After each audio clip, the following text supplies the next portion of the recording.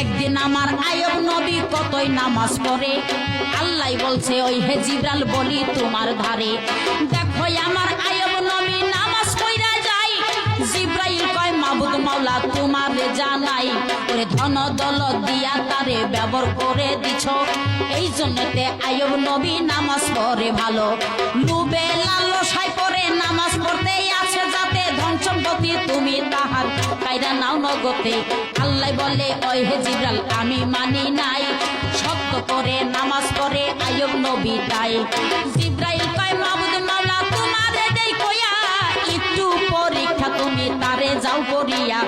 12 লক্ষ হাতি তাহার ময়দানেতে ছিল, হঠাৎ করে পরে দেখো সকল মারা গেল।